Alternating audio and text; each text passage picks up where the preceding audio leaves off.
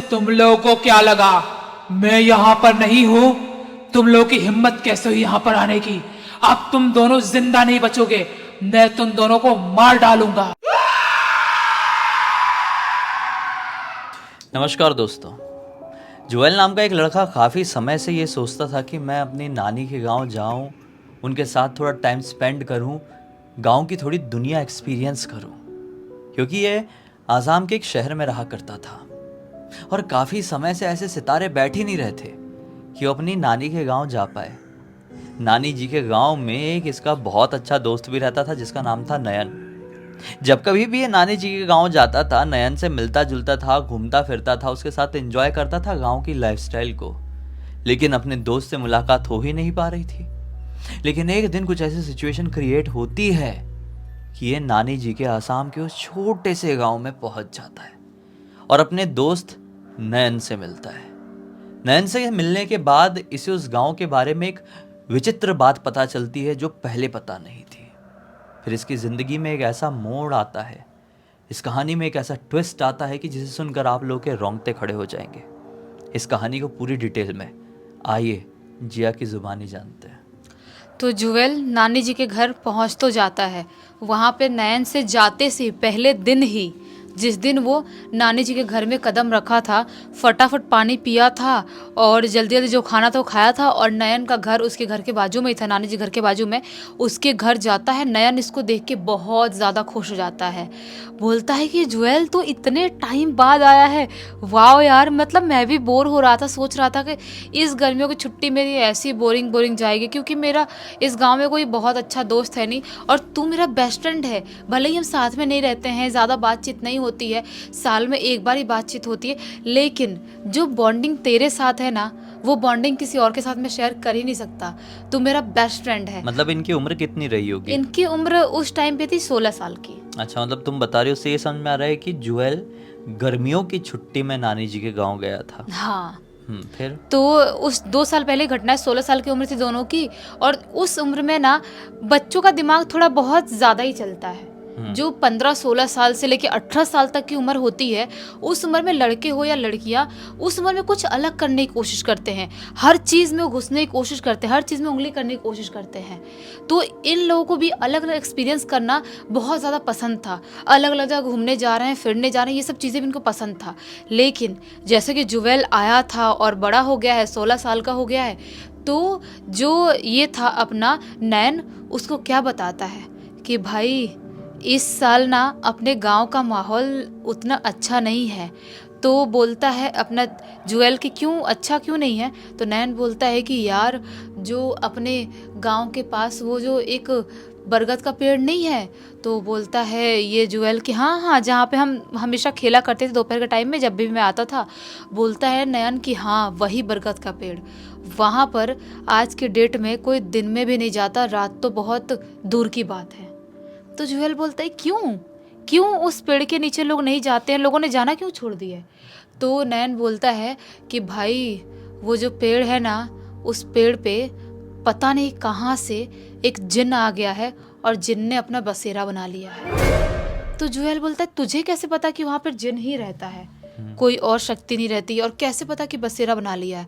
तो बोलता है नयन कि यार, पूरे गाँव में अफवाह फैली हुई है, पूरे गांव में, और पूरे गांव से कभी भी कोई भी जानवर बीमार हो जाता है और कुछ दिन के अंदर ही वो खत्म हो जाता है। कौन सा पेड़ था ये? बरगद का। बरगद का पेड़। और ये बहुत साल पुराना पेड़ था, बहुत साल। होते ही है, बरगद के पेड़, पीपल के पेड़, नीम के पेड़ कई सौ साल पुराने हो जाते हैं। और इतना ज़्यादा पुराना होने की वजह से ही एक सबसे बड़ा कारण बनता है कि ऐसे पेड़ों में एनर्जीज का वास हो जाता है, चाहे वो पॉजिटिव एनर्जी हो या नेगेटिव एनर्जी हो। इमली का पेड़ भी एक होता है। हाँ, इमली का, रबड़ का होता है, बहुत सारे पेड़ होते हैं ऐसे। और एक गुलर होता है, एक उसका पेड़ भी होता है। गुलर मतलब जिससे वो रंग बनता है? नहीं, एक अलग सा रहता है, मतलब फ्रूट टाइप ही रहता है, लेकिन उसके लोग खाते नहीं। जब वो ग्रीन रहता है तब गांव में लोग, कुछ लोग सब्जियां खाते हैं उसकी। हाँ। लेकिन वो भी पीपल बरगद से भारी पेड़ होता है। हाँ। अलग सा दिखता है वो भी। तो बहुत सारे लोग को पता चल गया होगा। तो वो जो पेड़ था ना बरगद का, वो बहुत ही ज़्यादा साल पुराना था और इतना पुराना था कि ऊपर से लगभग सूख चुका था और नीचे से उसके और टहनियाँ निकल के पत्ते निकल रहे थे, इतना पुराना था। तो बोलता है ये जुएल कि यार जानवर तो हो सकता है कोई बीमारी फैली होगी तो उसकी वजह से भी वो ख़त्म हो सकते हैं, ज़रूरी थोड़ी है कि उसके ऊपर जो शैतान रहता है उसकी वजह से जानवर ख़त्म हो रहे हैं। तो बोलता है नैन कि नहीं, बिल्कुल भी नहीं। जो भी जानवर, कुत्ता, बिल्ली, गाय, भैंस, बकरी, इनफैक्ट कोई भी छोटा छोटा जानवर भी अगर उस पेड़ के पास जाता है ना, तो वो वहाँ से अगर ज़िंदा वापस आ भी गए या तो मर जाते हैं, अगर ज़िंदा वापस आ भी गया ना तो वो बीमार होके 1-2 दिन के अंदर ही रोड के बीचों बीच ऐसे ख़त्म मिलता है। तो ये बोलता है जुएल तो यार फिर तो सचमुच में खतरनाक पेड़ है यार, चले क्या देखने के लिए अपन। इसको एक्साइटमेंट होती है क्योंकि ये था शहर का रहने वाला लड़का। शहर में रहने वाले लड़कों को ऐसा लगता है कि गांव की बहुत सारी चीज़ें एक्साइट करती है और उनको विश्वास थोड़ा होता है, थोड़ा नहीं होता है, और उनको सब कुछ जानना होता है।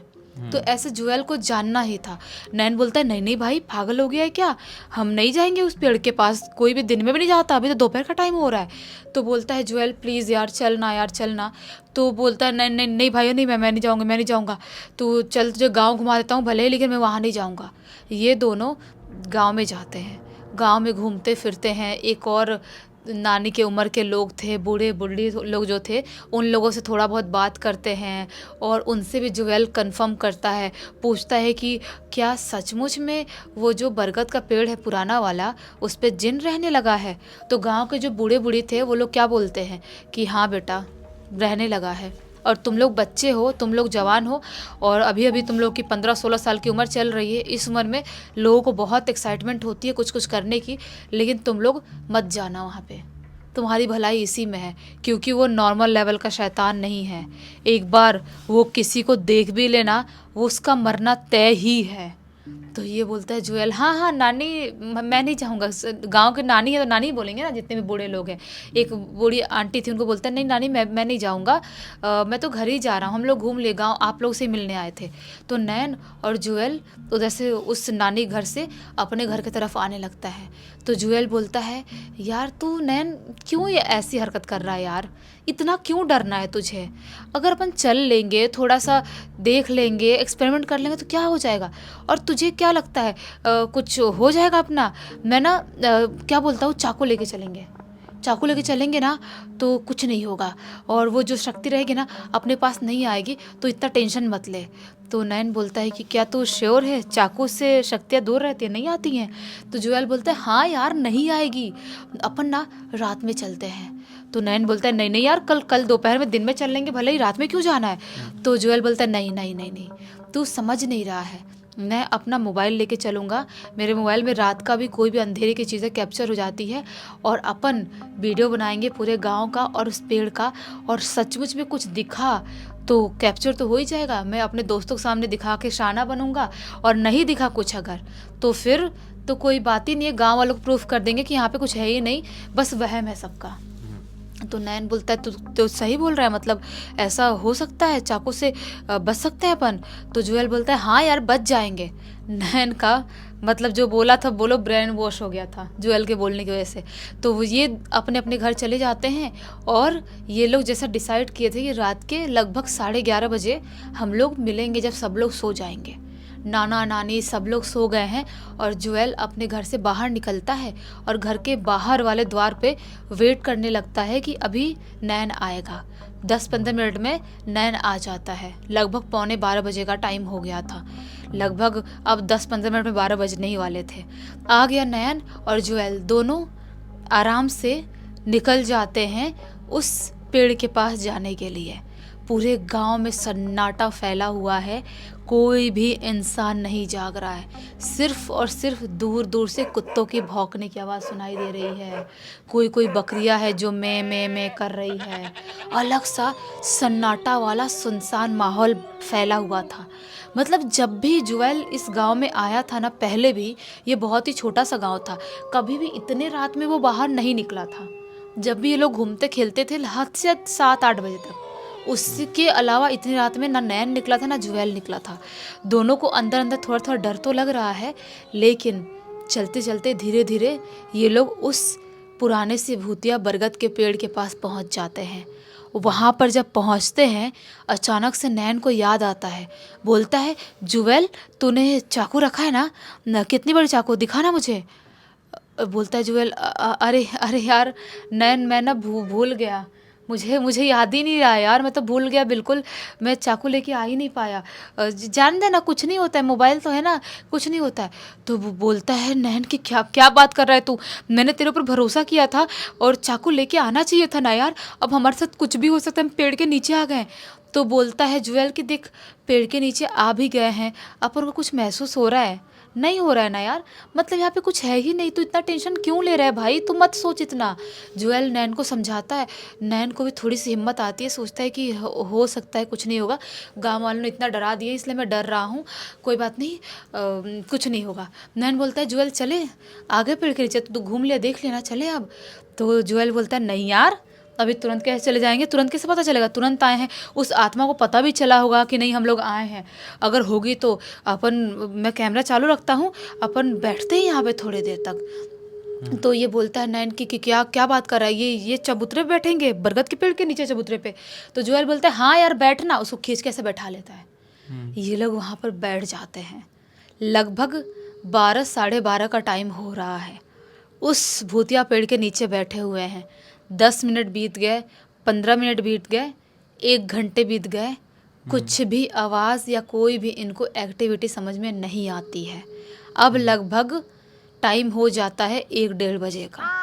अब बोलता है नैन कि भाई देख तसल्ली हो गई न तुझे, तो कब से कैमरा भी ऑन रखा था, कोई भूत ऊत की आवाज़ कुछ नहीं आई है ना, एक काम करते हम घर चलते हैं, इतना नहीं सोचना है। जुएल बोलता है हाँ यार आवाज़ सचमुच में नहीं आई, चल ठीक है चल चलते हैं घर पे। ये लोग अपना मोबाइल जेब में डालते हैं और जैसे ही उस पेड़ के चबूतरे से उठते हैं, वहाँ से उठते हैं जाने के लिए, अचानक से किसी की ज़ोर ज़ोर से सांस लेने की आवाज़ सुनाई देने लगती है इनके पीछे से, और ऐसे करके कोई फुसफुसा के बात कर रहा है। ऐसी आवाज़ इनके कान में बहुत ही ज़्यादा लाउडली सुनाई देने लगती है, और जैसे ये लोग पीछे मुड़ के देखते हैं, जो बरगद का इतना मोटा भारी पेड़ है ना, वो ज़ोर ज़ोर से हिल रहा है, बहुत ही ज़ोर ज़ोर से, सूखा सा पुराना सा पेड़ जैसे उखड़ के नीचे गिर जाएगा, इतने ज़ोर ज़ोर से हिल रहा है। ये बोलता है नयन कि वो भाई गड़बड़ हो गई, गड़बड़ हो गई, शायद वो शैतान आ गया है, वो हमें ज़िंदा नहीं छोड़ेगा, तो चाकू लेके मैंने आया, हम भाग यहाँ से, जल्दी निकलते हैं यहाँ से। जुएल बोलता है हाँ यार चलते हैं। ऊपर ये लोग देखते हैं पेड़ पर कोई भी कुछ भी दिखाई नहीं दे रहा, लेकिन पेड़ बहुत ज़ोर ज़ोर से हिल रहा है। ये लोग जैसे ही भागने के लिए पेड़ को देख के पीछे मुड़ते हैं, क्या पाते हैं इनके सामने एक 3D शैडो टाइप कोई बहुत ही लंबा सा खड़ा है। मतलब कोई आकृति उभर के आती है इनके सामने। हाँ एकदम लंबी सी आकृति, लगभग 8-9 फीट की काली आकृति, काली सी। देख के समझ में आ रहा है कि ये कोई ना कोई आदमी की आकृति है, कोई ना कोई ये आदमी है, लेकिन उसकी शक्ल सूरत कुछ भी समझ में नहीं आ रही है, सिर्फ और सिर्फ उसकी 2 चमकती हुई आंखें समझ में आ रही है। उसकी आंख ऐसे ट्यूबलाइट जैसे चमक रही है। ये लोग उसको देखते हैं, ज़ोर से चीखते हैं। जैसे ही ज़ोर से चीखते हैं, वो जो एंटिटी थी ना, उसके अंदर से अजीब सी भारी सी आवाज़ आती है। वो क्या बोलता है, तुम लोगों को क्या लगा मैं यहाँ पर नहीं हूँ? तुम लोगों की हिम्मत कैसे हुई यहाँ पर आने की? अब तुम दोनों जिंदा नहीं बचोगे, मैं तुम दोनों को मार डालूंगा। ऐसे जोर से बोलता है एकदम भारी सी आवाज़ में। ये जोर से चीखते हैं और वहाँ से भागना स्टार्ट करते हैं। भाग रहे भागते अपने गांव के, अपने घर के पास आ जाते हैं। इनको क्या लगता है कि हम बच गए, वो शैतान ने सिर्फ हमको वार्निंग दिया था, छोड़ दिया? नहीं, ऐसा बिल्कुल भी नहीं है। अपने अपने घर तो आ गए। जुएल अपने घर चला गया, नैन अपने घर चला गया। सुबह के टाइम में अचानक से किसी के ज़ोर ज़ोर से चीखने की, चिल्लाने की आवाज़ आती है और उस आवाज़ के साथ जुएल की आँख खुलती है। चीखने की आवाज़, चिल्ला रहा है, चीख रहा है, ऐसी आवाज़। ये उठता है घबराए हुए और वो उठता है, नानी के पास जाता है। नानी आंगन में बैठी हुई थी। ये बोलता है, नानी नानी इतने ज़ोरों से कौन चीख रहा है, चिल्ला रहा है? नानी बोलती है, बेटा बेटा तेरा दोस्त नैन, पता नहीं उसको क्या हो गया है, मैं भी गई थी देखने के लिए। वो अजीब सा चीख रहा है, चिल्ला रहा है, खुद का सिर पटक रहा है और उसने खुद को बहुत चोट पहुंचा दिया है। उसको पलंग में बांध के रखे हैं, पता नहीं क्या हो गया है उसे। तू जा देख उसको क्या हो गया, प्रॉब्लम समझ में नहीं आ रही, कोई ऊपरी हवा तो नहीं लग गई है। ये बोलता है, जुएल क्या नानी नानी ऊपरी हवा वो ऐसा कर रहा है? नानी बोलती, क्या बेटा तुझे पता है कि उसके साथ क्या हो रहा है? ये बोलता है कि नहीं नहीं नानी, मैं देख के आता हूँ ना, मुझे नहीं मालूम, मैं देख के आता हूँ।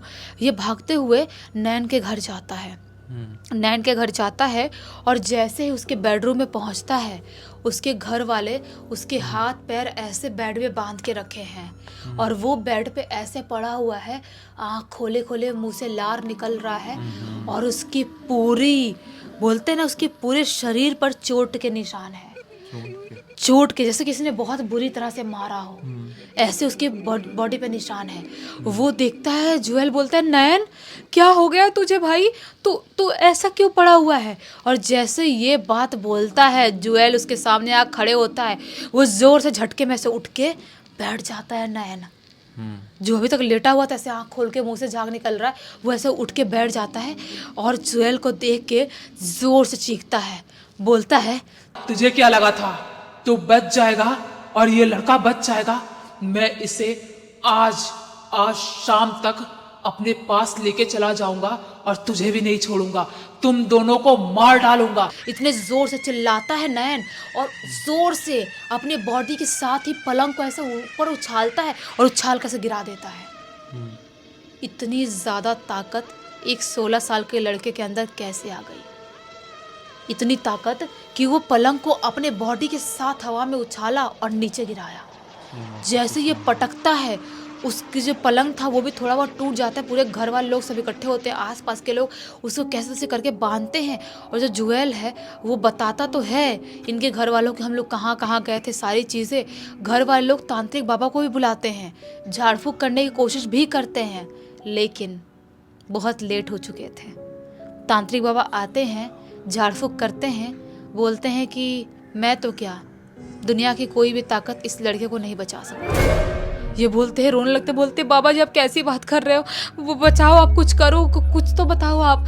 वो बाबा जी बोलते हैं, आप इतनी जल्दी मेहंदीपुर बालाजी या कामाख्या या कहीं लेके जा नहीं सकते। आज शाम 6 बजते से ही इस लड़के की मृत्यु हो जाएगी।